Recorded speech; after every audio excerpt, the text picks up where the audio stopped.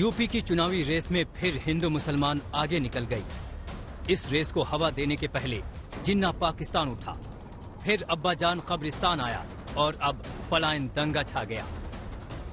लगता है जंगे जाटलैंड में हिंदू मुसलमान ही जीत की गारंटी है। पहले अखिलेश ने जिन्ना की तारीफ में कसीदे पढ़े, फिर बीजेपी भी अपने पसंदीदा पिच पर चौके छक्के जड़ने लगी। किराना है जहां पहले से लोग पलायन कर रहे थे। आज मैं जब राउंड लेने निकला, उन्होंने कहा मोदी जी की कृपा हो गई, भाजपा की सरकार बनी, योगी जी ने कानून और व्यवस्था को सुधारा है, हमें पलायन करने वाले पलायन कर गए। भारतीय जनता पार्टी हर पैतरा अपनाएगी चुनाव से पहले। भारतीय जनता पार्टी की कोशिश है कि चुनाव विकास पे नहीं हो, चुनाव नौकरी पर न हो, चुनाव महंगाई पर न हो, क्योंकि भारतीय जनता पार्टी पर महंगाई का जवाब नहीं है। 100 रुपए पेट्रोल हो गया, क्या जवाब देगी सरकार दिल्ली की? डीजल महंगा है, क्या जवाब देगी?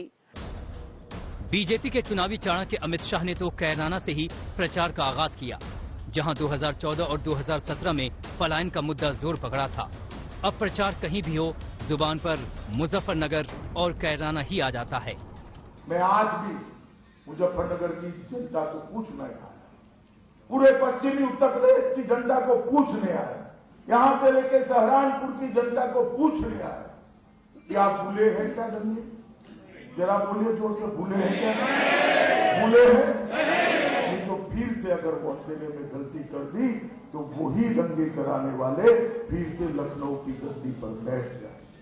अगर कमल चुना तो दंगे नहीं होंगे। हमारे शासन में उत्तर प्रदेश के अंदर एक भी बड़ा दंगा नहीं हुआ। दंगा करने वाले जहर की सलाखों के पीछे।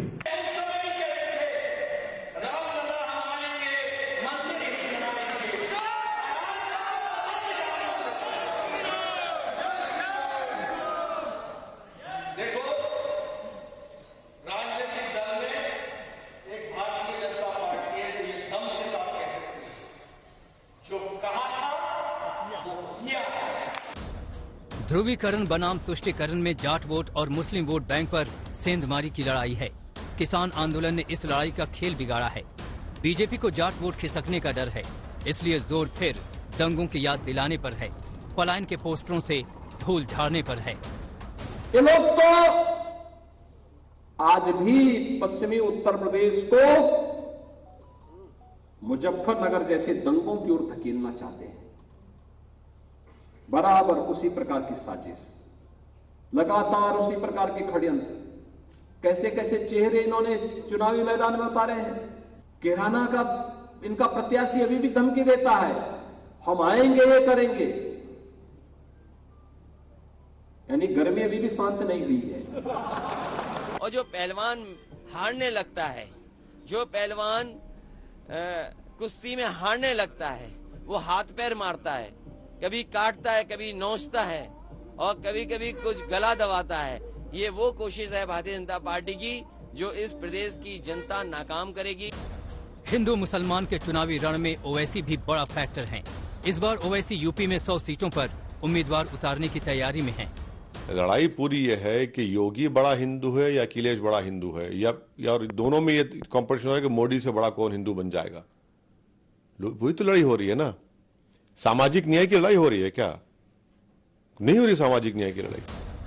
पहले दौर में जिस पश्चिमी यूपी में लड़ाई हो रही है, वहां भी कई सीटें मुस्लिम बहुल हैं। मुरादाबाद और संभल में करीब 47%, बिजनौर में 43%, सहारनपुर में 42%, मुजफ्फरनगर और शामली में करीब 41% और अमरोहा में 40.5% से ज्यादा मुस्लिम मतदाता हैं।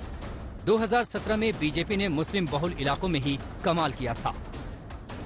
136 में से बीजेपी को 109 सीटें मिली थीं, वहीं समाजवादी पार्टी सिर्फ 21 सीटों पर सिमट गई थी। लेकिन 5 साल में गंगा यमुना से काफी पानी बह गया, मुद्दे बदल गए, किसान आंदोलन से सामाजिक ताना बाना बदला, कोरोना की महामारी आई, सरकार में बीजेपी है तो एंटी इनकम्बेंसी का सामना भी करना पड़ेगा। लखनऊ से समर्थ श्रीवास्तव और कुमार अभिषेक के साथ आज तक ब्यूरो।